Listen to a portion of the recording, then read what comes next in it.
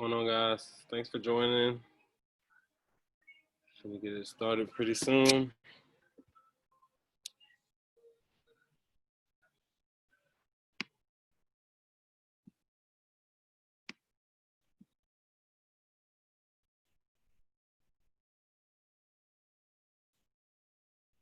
How's everyone doing?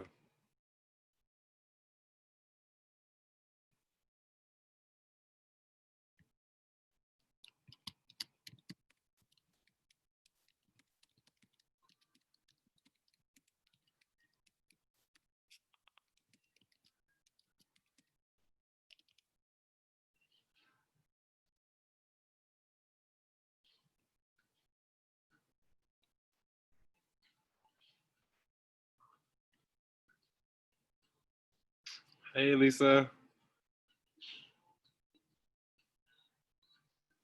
Can you hear me?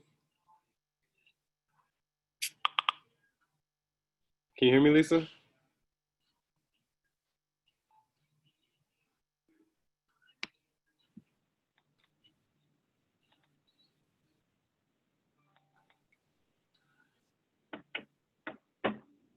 Hello.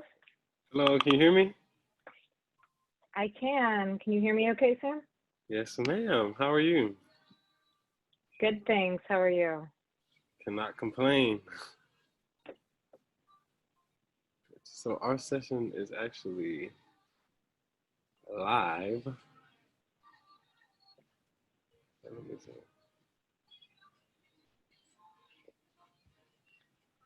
Do you have a presentation you're going to be presenting with us? This is really last minute because Sam was having to step out and swooping in to save the day with you. I do. I was going to share my screen. Should I go ahead and try that now? Make sure it works okay?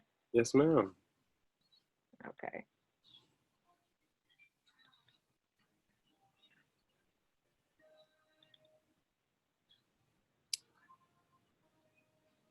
Okay. Can you see it? Well, we can. Guys in the chat. Can you see? My bad. Tell me, can you see? Can you see at the bottom? You see the picture where it says about NCSA and there's all the people? Is that what you're looking at? Mm-hmm. And then do you see at the bottom the notes where it says about NCSA? Do you see that part too? Yeah, about NCSA. Okay, hang on. Let me just put it into presentation mode then. Okay, is that better? Perfect. Okay. And I know you're going to be presenting for us. So whenever you're ready, we are recording and we do have 25 participants with us. So whenever you're ready to hop in, you are more than welcome. Yeah, I'm ready when you are. All right, so welcome everyone. My name is Christian Murray with Sports Biz Camps. I want to introduce Miss Lisa Strassman with NCSA. She's going to be presenting a great presentation for us. I'm more than excited to listen in and learn from the best. So handing it off to you, Miss Lisa. Great. Thank you so much. Can everybody hear me okay?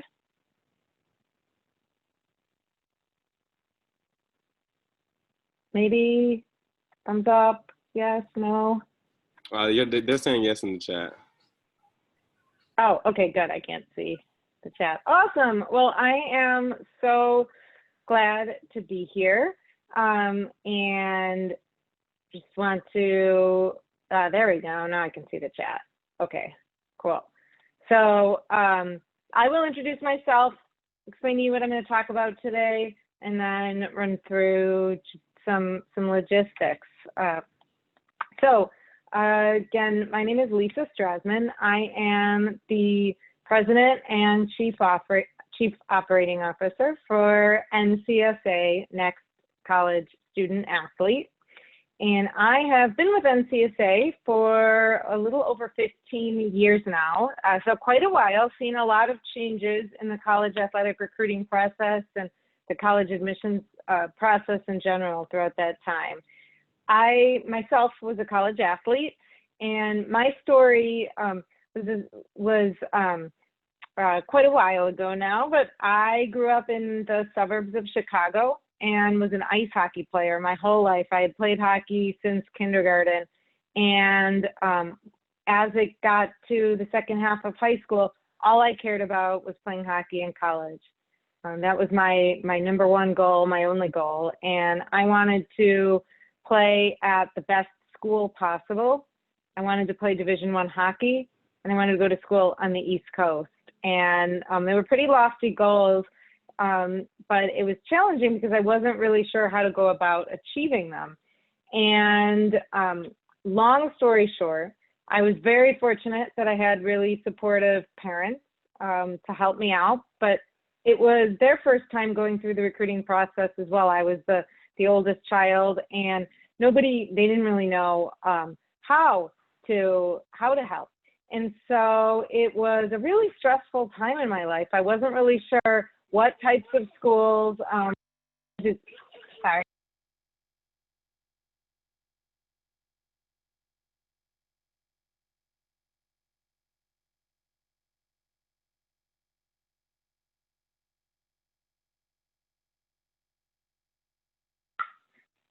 I apologize, all of you. One of the things you will learn in sports business is that sometimes it means having your own little athletes at home who keep you on your toes. So juggling that. But back to my story, it was just a really stressful time. And some of you might be going through that right now as high school student athletes. I applied to 12 or 13 different schools, really wasn't sure where I could get in, which coaches to believe. And it had a happy ending. I wound up getting accepted to several places, wound up choosing Yale University, had an amazing career there, just loved every second of it. And if I could go back in time, I would have made the same college choice. But what I wish is that the process was a little less stressful. So kind of fast forward, after I graduated, I got to an opportunity to play in Switzerland for a season, which was a great experience. Came back, started my career in sales and technology sales, and found that I just wasn't really passionate about that line of work. And so I left to try nonprofit, and but I always really missed being around athletes and in more of a competitive environment. So I was able to find NCSA back when we were in startup mode, and have been able to help grow with the company. And so I'm going to tell you a little bit now about what we actually do at NCSA, a little bit about the business, and a little bit about how the recruiting process works and how we help student athletes and families and coaches go through that process. Please, if you have any questions as we're going through this, don't hesitate to throw them like Sam said in the chat, and we'll definitely take some time at the end to answer any questions that you might have. So really what we're all about at NCSA is trying to simplify the recruiting process for the student athletes. Recruiting can be really challenging, and so over the last 20 years, NCSA has built the largest and most successful recruiting network in the world. We have over 800 employees. We call them team members. Most of us are former college athletes and coaches. We have several former professional athletes and even a few Olympians. So really what we do is we help high school student athletes who find the best college fit for them, where they can continue to play their sport at the next level. And we really do that through a combination of people and technology. So you can see in this picture here, this is a snapshot of some of our team. It's from a few years ago, so we've grown since then.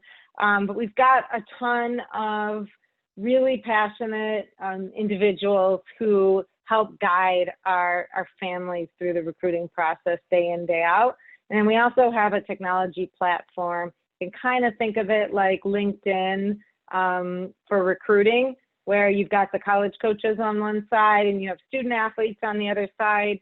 and we help them connect with each other and help kids find schools and help schools find recruits that are the best fit for each other. So last year alone, we had over 25,000 student athletes commit to playing at the collegiate level through our network, which we're really proud of. And we work with student athletes and coaches in 34 different sports on the men's and women's side, everything from, top Division I football and basketball that you might see on ESPN down to, smaller school rowing or field hockey, and less notable sports, but still just as important. So again, really, it's all about helping kids find that right fit and be able to play at the next level. And we always say it's not a 4-year decision where you go to school; it's a 40-plus-year decision, because finding the right school where you're going to thrive, not only athletically but also academically, socially, school that's a good cultural, financial fit, all of those things are just so important. So really the game plan for today, I'm going to talk a little bit more about NCSA, but more so about the recruiting process. And so our game plan is we're going to talk a little bit about academics and eligibility, everything that goes into being a recruitable student athlete, kind of the realities of recruiting, the timeline, how you gain exposure, and then the next step. So like I said, at NCSA, we have 800 people who are here guiding our athletes. And, some of you on this call might find that once you finish up your time in college, that NCSA might be a great way that you can continue your career in sports. We have lots of college athletes come back to NCSA or find their way to NCSA in some of our entry-level positions. We have people on the phone talking to families to help get them enrolled with our network, see if they're a family we might be able to help. And then we have recruiting coaches who are really guiding student athletes in their sport of expertise through the process. And those are really our most specialized roles. And in addition, we have, all the typical functions, marketing and technology, accounting, and so on. So some of you might be thinking, like, what is going on with recruiting right now? We're in the middle of a pandemic. You probably see lots of news every day about changes to recruiting timelines. So I thought we'd start there. Certainly been a challenging last few months for recruiting. Mid-March, everything was shut down. Everybody knows there was no March Madness. Most seasons, spring seasons, were kind of cut off at the knees at both the high school and college level. And for any of you who that directly affected, I definitely feel for you. So some of the changes that we're experiencing at this point in time are, number one, there's some recruiting restrictions. So at the Division I level, there's what's called a dead period right now, which means college coaches can't go recruit in person. And they are allowed to talk to recruits, so they can call, they can text, they can correspond through email, but they're not allowed to have in-person recruiting. And this is significant because over the summer is usually when a lot of recruiting happens. So this dead period really started in the spring and then has continued to be extended, and currently it's extended through the end of August. So as many of you probably know, in the summer there's lots of recruiting camps and combines and different events that college coaches get out to across most sports, if not all, across the country. And that hasn't been happening. So things like video and connecting online have been even more important than before. In Division II, it's a quiet period. So that means that kids can visit coaches on campus if you go visit the school, but a coach isn't allowed to come visit you off campus. They can't come watch you play at an event. A lot of campuses are not even open, depending on the school and the state. Some facilities are starting to open, but it's kind of a mixed bag, and I don't think anything is open in its normal capacity. Camp schedules, a lot of the activities that student athletes would typically be doing at this time aren't taking place, which has certainly put a strain on a lot of families. So what can kids do now? Well, it's certainly not a time to sit back and wait. If you remember back in that third bullet, you can still talk to coaches. And so now is really an important time where we're helping kids get ahead, be contacting coaches by phone, calling, emailing, expressing interest, researching schools. Even if you can't see them face to face, you can still get yourself in front of coaches through video and either create or maintain relationships just through communication. So what do coaches look at when they hear about a recruit? Okay? Whenever we ask kids this question, a lot of times we hear things like, well, they look at your stats or your video or how big you are, how strong you are. But really, the first thing they're going to look at is your academics. Because if you don't have the grades to get accepted to their school, it doesn't matter how good you are. So the most important thing you can do as a recruit is have as strong of an academic resume as possible. I mean, you're going to, even if a school can bend a little bit, I got into Yale because I was a hockey player, but I was a good student. There was still a threshold I had to hit in order for them to recruit me. Now, that threshold was lower than for somebody who wasn't a recruited student athlete, but it was still a difficult bar. And every school has their own bar. Those bars might be at different levels, but you have to be academically qualified for a coach to even take a look at you. It's important that you understand the NCAA core courses. There's certain sets of classes that you have to take that are approved by your high school, and you need to maintain at least a 2.3 grade point average in those core classes in order to even be eligible to play at the NCAA level. So those are important things that kids need to be focused on while they're in high school. And if anybody's on this call and has questions about this, we can certainly, as a follow-up, would be happy to help point you in the right direction or answer any questions you might have. SAT and ACT are important, that kids are taking those tests, and then registering for the NCAA Eligibility Center. That's something that will need to happen in order to wind up being recruited by a Division I or a Division II school. So, a lot of people think that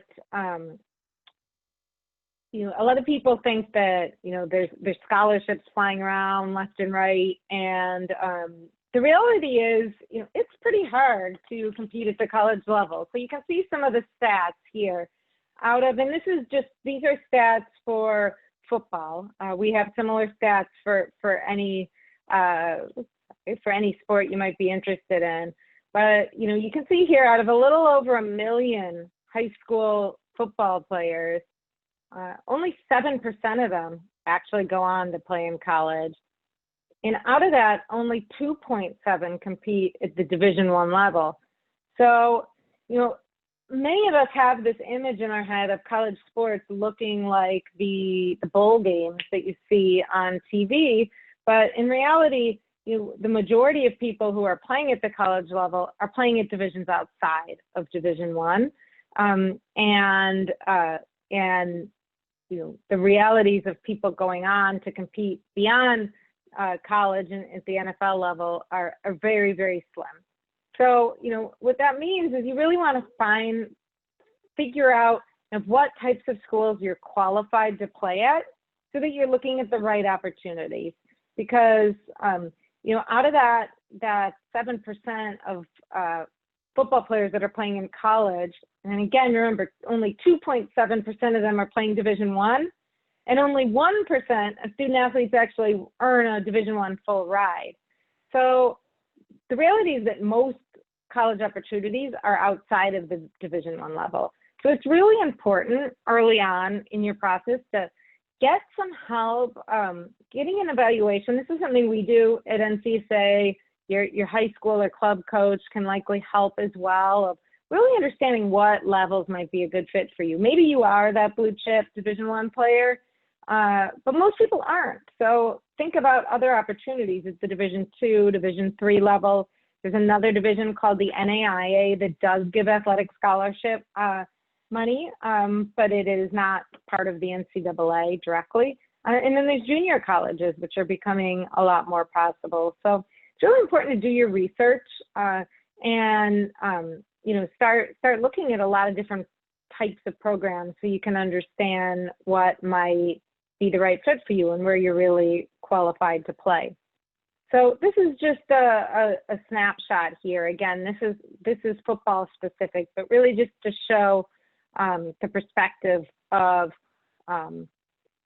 the breakdown of different types of divisions. So as you can see, there's more Division III schools than there are Division II or Division I schools at football, and a lot more opportunities at those levels. So we really recommend that kids just keep their opportunities open and have an open mind as they're learning about different types of collegiate opportunities.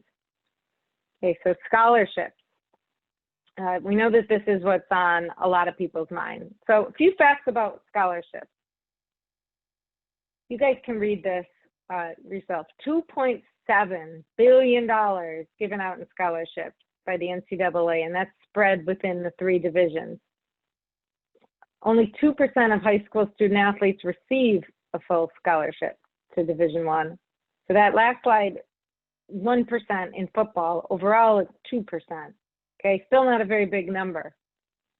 So at Division I, there is the opportunity to earn full scholarships. Sometimes they include tuition and fees and other college expenses. At Division II, it's really the same, there's a little bit more that can be covered. And scholarships, one thing a lot of people don't know about scholarships is that usually they're single year. So usually if you get a scholarship, it's for 1 year, your freshman year only, and then they're renewed annually. So it's very unique that a scholarship would actually be guaranteed for your entire time at college. That's typically not the case. Usually you have to perform and be not only good on the field, but be a great student athlete in the locker room and on campus, and someone that college coach wants to have stick around so that your scholarship does get renewed for the next year. And you don't see Division III on here. Division III doesn't have athletic scholarships, but they can help you get into the school, and you can earn funding if you're a student athlete that the college coach wants on their team. So a big mistake I see a lot of families make is to walk away from Division III schools because they don't think they can afford it or they don't think they can get scholarship money. But again, that's a myth. There are opportunities. There's merit grants, there's academic scholarships coaches can help you get. There's lots of ways coaches can help you get funding at the Division III level if you're an athlete that they are interested in seriously recruiting. So this is a snapshot of the recruiting timeline, and the main point here is, recruiting starts a lot earlier than it did when I was a student athlete. Back in the day, recruiting really started, going into senior year, sometimes junior year, but you can see here, there's a lot of recruiting starting at the beginning of high school, freshman, sophomore year. So this chart is men's sports, and this chart is women's sports, which you can see many of the women's sports are even earlier with freshmen and even younger kids getting recruited. So really what this means is that it's important to start researching schools as early as possible and to be building relationships with coaches early on. For those of you that are on the call, if you're interested in playing at the next level and you're an upperclassman, don't worry, there's still opportunities. But for those of you who are younger, don't sit back and wait, because there might be even more opportunities the earlier that you get started thinking about this. So, you want to play, you need to start as early as possible. What do? The first thing you need to do is gain exposure, right? So you need to let coaches know who you are and what kind of a person you are, what kind of a student you are, and what kind of an athlete you are. So it all starts with your recruiting resume, and that's something we help with at NCSA. For free, anybody can go on our site and create a profile. Again, think of that as that LinkedIn resume, but for recruiting. And you're going to want to tell a coach a little bit about who you are. There's a spot where you can add your personal statement. any statistics. You can link to your social media channels, what events you're going to be going to when events start up again. And then you want to include your video so that a college coach can really watch you in action. Depending on your sport, that can be clips from a game video or highlight videos. Right now, if you play a sport that would normally be game footage, but there's no games to be played, highlight videos are the next best thing and something that college coaches are really looking for. So this is an example of what a recruiting resume would look like. And college coaches can take a look at this and make an evaluation of a student athlete and see if it's somebody that they might want to spend more time recruiting. And then again, that highlight reel or online video is something we help with at NCSA. And again, usually a coach can watch that snippet and then decide if they're a student athlete that they want to pursue. So video is a really important piece of the puzzle in pretty much every sport. So you got your resume, you get in front of coaches. Next is really looking at all the college opportunities and finding the right fit. So I mentioned it's important to understand the different divisions and levels of play. In where you fit in athletically is a huge part of things. There's lots of questions to ask yourself, like, how much do I want to be on a better team, or do I want to get playing time? Because maybe you could make a team at the Division I level, but you're going to sit on the bench, but you could go to a Division II or a Division III school and start your freshman year. There's pros and cons to both situations, and it's important to think through what you want. Academically, do you want to go to a really intense elite academic school if you're qualified, or do you have a specific major that you want to look at? Big school, small school, do you want your school to have a Greek life? How far from home are you willing to go? All of these are really important questions to be asking yourself. And we have some tools on our NCSA site to help kids do this.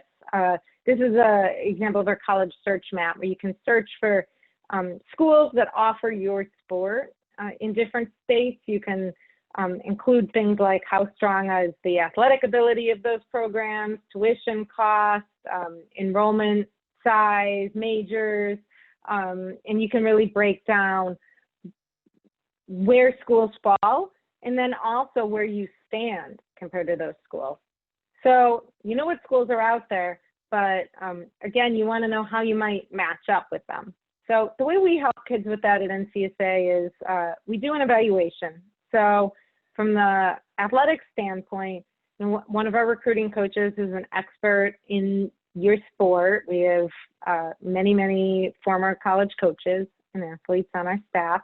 They'll watch your video, they'll take a look at your profile. In some cases, they might talk to your high school or club coach, and they will be able to give you an evaluation session with a report like this and kind of talk through the breakdown of your video and some key skills, and really talk through what types of schools might be a good fit. And then from there, we actually are able to share a target list with you. So this is just a snippet of a target list that really shows kids, Vanderbilt's a great school, and actually this student athlete is a really high match with Vanderbilt. The student athlete is elite academically, as is Vanderbilt, and it looks like they have the potential to be a good athletic match too. And so really when we're looking at matching for schools, we have an algorithm that's been built over 20 years of data from kids and coaches matching with each other. And really the main factors are that athletic evaluation, what level you're a realistic fit for, your academics, which are, of course, your GPA and test scores if you have them, and then preferences as well. So those are preferences on the student athlete side and on the coach's side. So you might be a great fit for Vanderbilt, but you said you're not interested in schools in the South. So if that was the case, you'd be less of a fit for Vanderbilt. That's something you can change. Sometimes there's preferences on the coach's side, though. So a coach might say, this kid could play, but we're not recruiting that position anymore. We're all filled. So that's something an athlete can't really change. And in that case, we could help recommend some similar schools that maybe still do have spots at your position. So once you narrow in on the schools that might be a good fit, it's time to start contacting those coaches. This is an example of an introductory email that we would help a student athlete to write, and we help kids reach out. And it's important that student athletes directly reach out to college coaches, and at NCSA, we also will help with that and can introduce them directly to coaches. We also have the database that college coaches can search, and we help them track their progress. So the student athlete could come in here and see, these are a bunch of schools that are on my target list. Here's where I match up. And you can actually see if coaches are viewing your profile, if you're coming up in their searches, or if they're following you. You can see if they're opening your emails. So a lot of really cool insights to help you manage your communication with college coaches. While we're on the topic, we have a question from the Q&A, and I wanted to ask it for you. So since the SAT and ACT is not required for all schools, do you recommend that students go ahead and get it just because sometimes it is required and sometimes it is not? Yeah, that's a great question. And it's one that I think the answer to is evolving as, due to COVID. I know that several of the testing dates have been canceled and schools will likely be more lenient for this next application season, and we'll see how that changes. If possible, I would recommend taking it. I think it will open up more opportunities and give you that baseline of where you stand. I don't think there's any downsides. Some of our memberships at NCSA actually include test prep. We work with a company called Method Test Prep. It's great. They do online test prep, and they have counselors that can help kids as well. So yeah, it's a really good question. I would recommend talking to the schools that you're interested in, because different schools might have different answers to that question. But as a general answer, I would say lean towards taking it. But it's a great question to ask the schools directly. Yeah, thank you. Any other questions on this part before I move on? We have a question from Michael Duncan. Is the college matching aspect of your program, is that accessible to the people who sign up for your program? Yeah, great question. So the matching, really what you see here, getting the match level, that is for our premium members. So we have a lot of free tools on our website that kids can use.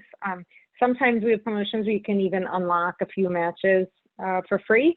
But typically the matching is for kids who sign up for one of our premium memberships, because we need to evaluate your video and better understand what you're looking for in a school in order to be able to generate those matches.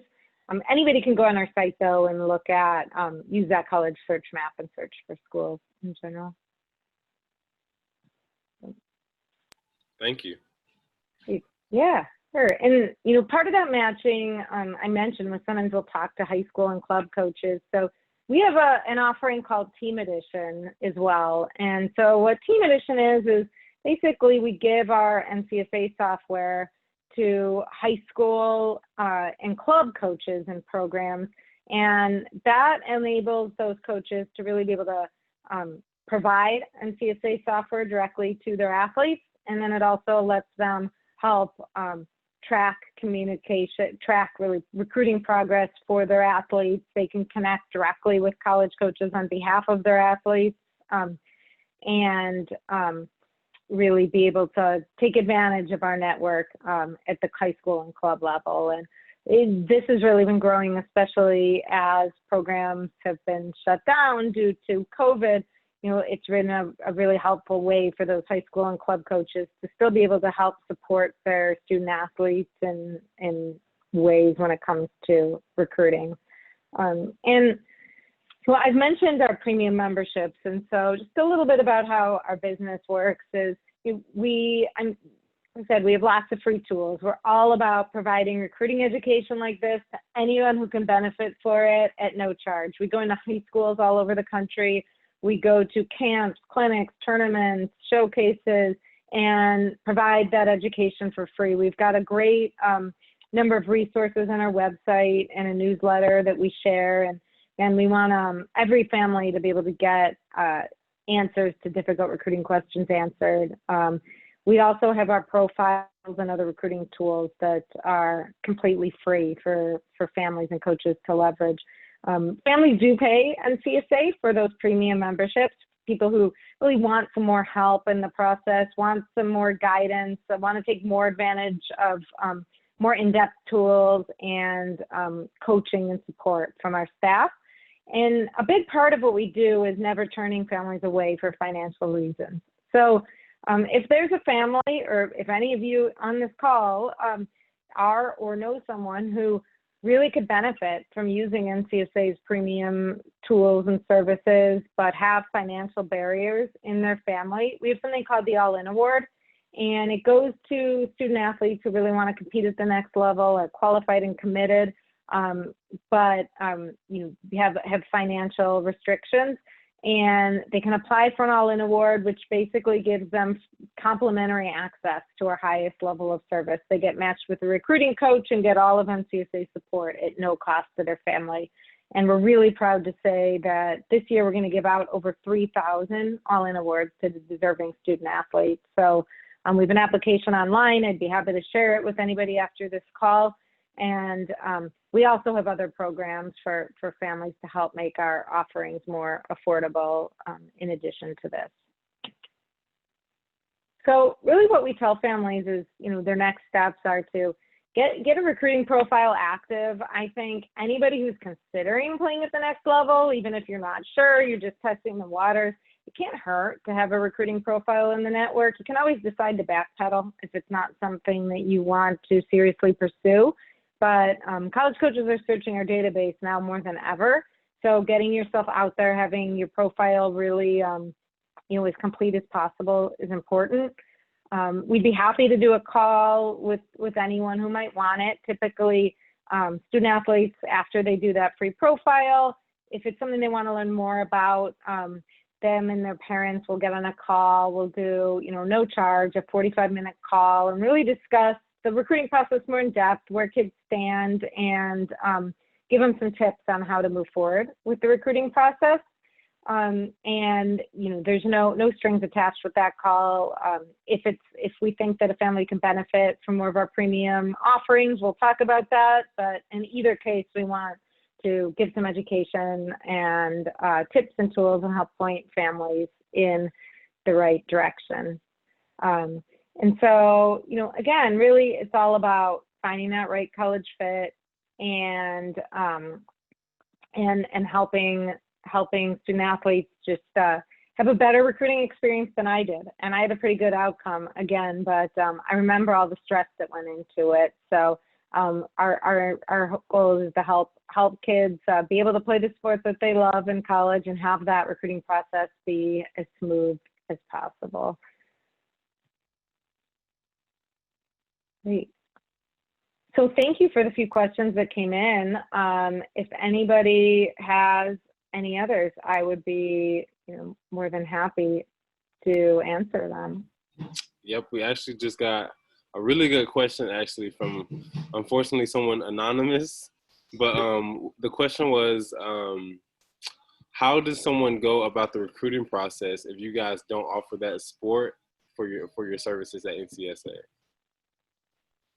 Yeah, it's a question. So we do offer over 34 sports. We even offer esports. So we do most, but I know there's a few that we're not currently handling. So I would say really a lot of the guidelines that I walked through can replicate. So you can, if we don't offer the sport, you can use our template and you can create a profile on a Word document or a web tool, even just a simple email, really introducing yourself to college coaches. We have a college coach directory on our site, which makes it really easy. But if it's a sport like gymnastics is one that we're not supporting right now, or bowling, if you go to most college sites and you go to the University of Illinois swimming, you can find the directory there, and you can usually find email addresses and phone numbers for the coaching staff. So really reaching out, letting them know who you are, why you're interested in their school. It should be personal communication. You never want to do a mass email. College coaches see right through that. So really making that personal introduction, sharing video if you have it, are important things to start doing. I see one question here about the college matching. So I think you're talking about the All-In Award, and yes, that is a website that you can access. It's I'm just getting the exact URL for that. It's just allinaward.com. So I'll post it here in the chat as well.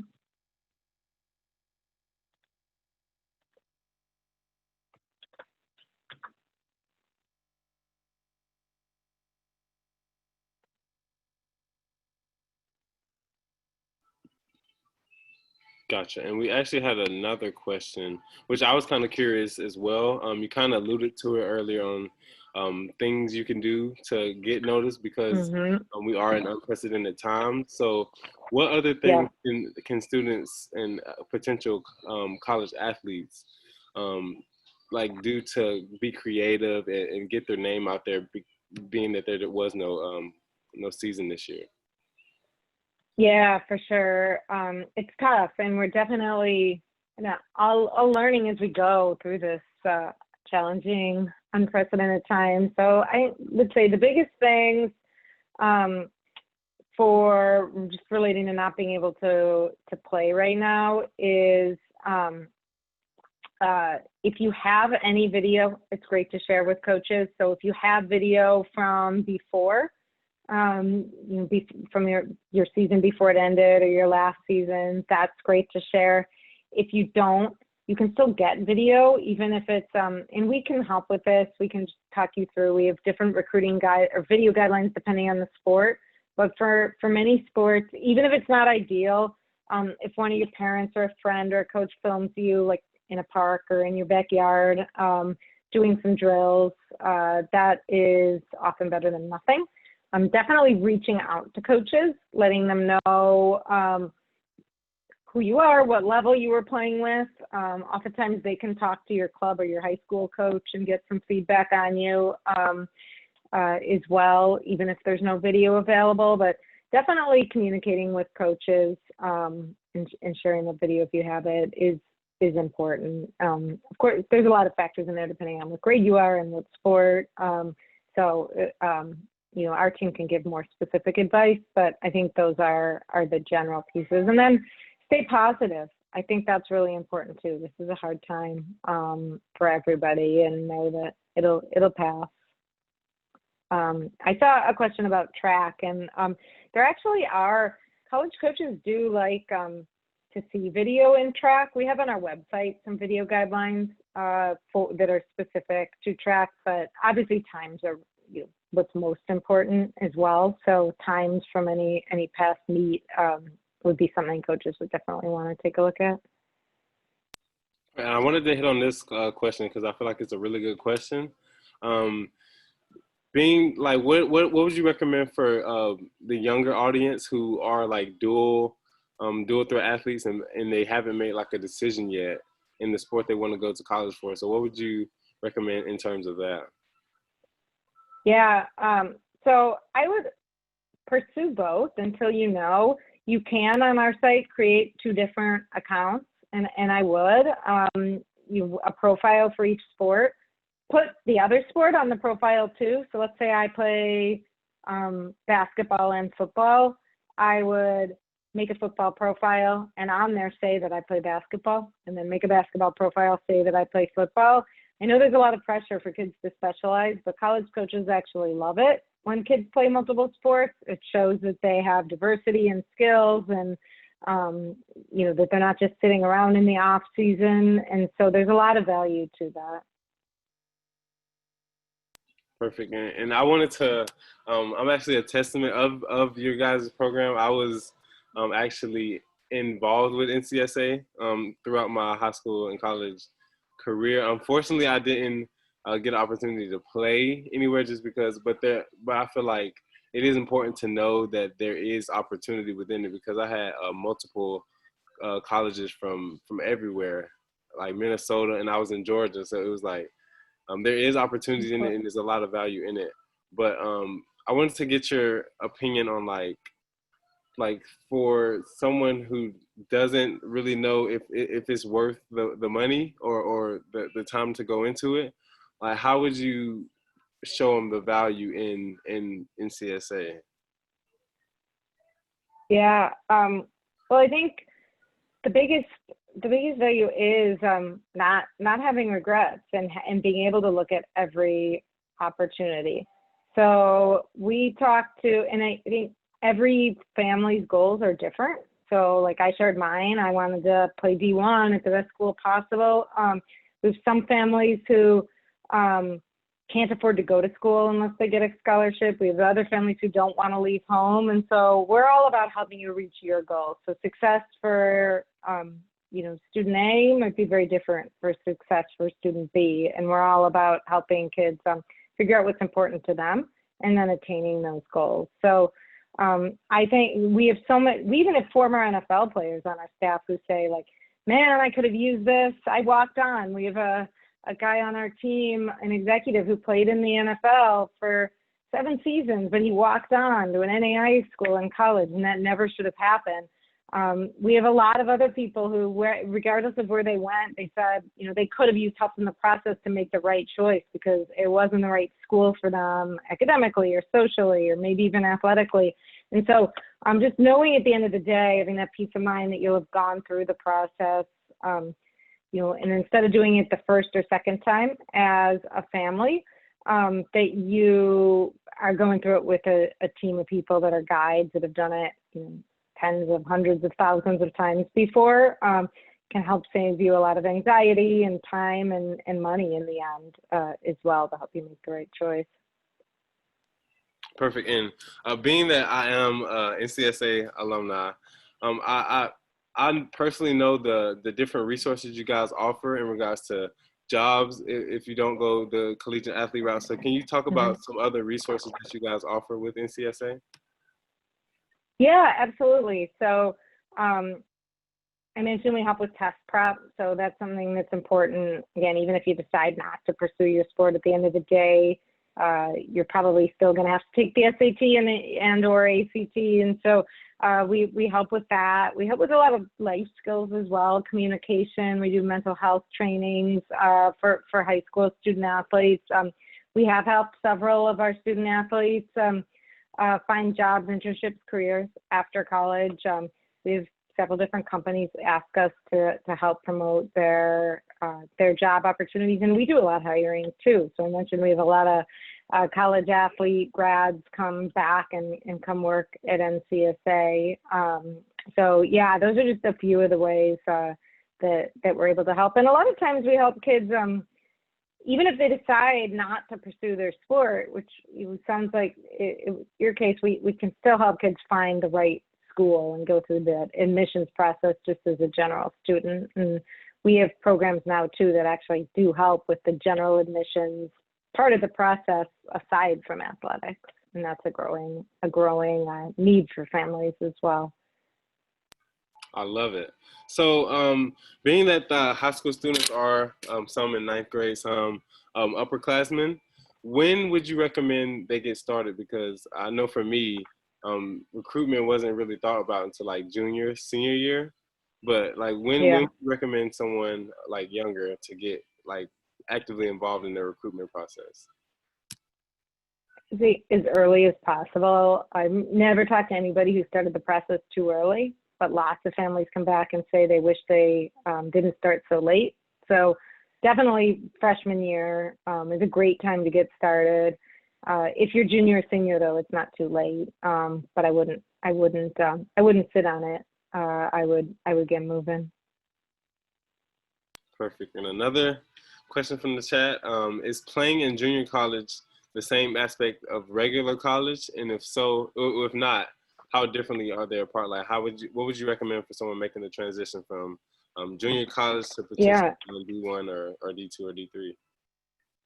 Yeah, junior college is a great path. At NCSA, we actually have a partnership with the NJCAA, the governing body of junior colleges. And, typically the academic requirements are one of the biggest differences at the junior college route. Usually kids can oftentimes stay closer to home and have, don't have as many academic obstacles in order to get accepted at the school. And it can be a great path to play for a couple of years and mature as an individual and as an athlete. And then college coaches at four-year schools are usually really keen on kids that are coming out of a junior college because they know that they will have a little added maturity. They'll have been playing at a high level and can more easily make that transition to a four-year school. Perfect. So this is not like a question pertaining to the program. This is more like a personal question. But like being that you've helped so many athletes get to like the destination and fulfill their dreams, you've probably seen instances where athlete was the first player in their family to go to college or things like that. So what's like an inspiring story for you or a campaign that you've worked on that has inspired you to continue with your job? Yeah. Well, I feel like you teed me up because I have a story that I share with most of our new hires at NCSA. So it's a great story to end on. And there's so many of them. We have just a plus across all sports and genders and demographics. There's just there's so many really interesting, inspirational stories. But this one's my personal favorite. And it's when I was a recruiting coach when I started my career at NCSA, and I worked with soccer families. And there was a girl. It was this time of year, so it was pretty late, mid to late summer. And one of the things we do that time of year is really what we call like close out our senior class, so know where all our seniors are going. And there were a few kids I hadn't heard back from. And so I was making one last call to kind of try to find out what their status was. And I called this girl, and I had been calling her and emailing her, and she hadn't answered for months, but this time she did. And I'm like, what's going on? Like, why haven't you been responding? Well, it turned out earlier that year, her father had passed away, and it was really just tragic and obviously a horrible event for her and her family, period.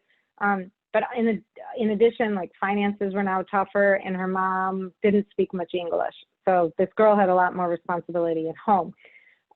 She didn't really have a plan for college. She was thinking about going to the local junior college, but hadn't enrolled or done anything yet. And so I asked her, like, hey, if you somehow had an opportunity to play in soccer, would you want to? And she said yes. So again, remember, it's late at this point. It's halfway through the summer, but I sent her information out to some coaches. Lo and behold, a few were still looking and were interested in her. So next thing we knew, within a matter of a week or two, she was getting on, it was either a bus or a train to come down from Kansas to Illinois to Aurora University here in Illinois. And met with the coach, saw the campus, loved the school. And within a matter of like a month, she had left home and was a student athlete at Aurora University and part of the soccer team. And talking about it was a life-changing event. Got her out of this tough situation at home and now is in a new awesome environment, getting to play and get a college education. And then it turns out that she had a great career there. Met a boyfriend who wound up to become her husband. Again, college is not a 4-year decision. It's a 40-plus year decision. Met her future husband. They wound up getting great jobs, bought a home together near campus. Her college coach actually wound up walking her down the aisle because he became a father figure to her since her father had passed. So not every story is as dramatic is that one, but they're all as important. Where you go to school just makes a huge impact on your life, and it's really an honor to be able to play a part in that for so many student athletes. Perfect. So before we close out, would you just, being that you are in the position to help these high school students fulfill their goals, what is a piece of advice that you would share with them as they go into their recruitment process and potentially into college? as a student athlete? Yeah, I would say the biggest piece of advice is be proactive. Set up that profile. Talk to someone. Of course, would love you to talk to NCSA, but it doesn't have to be NCSA. You can talk to your high school coach, talk to your club coach. Just get help. The biggest mistake I see kids make is being passive, and they sit back, and then the process passes them by. Be proactive, get out, start introducing yourself to coaches. They're not, especially now, coaches have so many stresses in their own lives going on and limited resources. So they're not just going to come calling in most cases, but they will pay attention if you reach out to them. So really take hold of the process. Don't just sit back and wait. All right, well, you heard it here first, everyone. I want to thank you, Miss Lisa, for that amazing presentation. Thank you for your insight and providing our students with great responses and great questions from our audience as well. But it was fun. Well, unfortunately, we have to move to our last segment, our locker room chat at 4. So everyone from our audience, be sure to tune into the last session at 4 p.m. today. It's coming up shortly, so be on the lookout for that. And then just as a final reminder, guys, we will be handing out scholarships and memorabilia for our career exploration pass program. Be sure to stay on top of your assignments. It's closing pretty soon, so make sure you guys knock that out. But I want to thank you again, Miss Lisa. It's definitely been an amazing. Is anything you want to close us out with? I just wish everybody good luck. I put my email in the chat, so if anybody has any questions, don't hesitate to reach out directly. And good luck to all of you. Perfect. So just remember, thanks, everybody. NCSA.org is where you need to go to get involved with this amazing service. I know for myself, it was definitely something that was really valuable, and I feel that any high school students should get involved with. It's just another option for you guys. So thank you again, Miss Lisa. It was great. Thanks so much. Bye. I see you guys in the locker room chat. It's going to be a good one.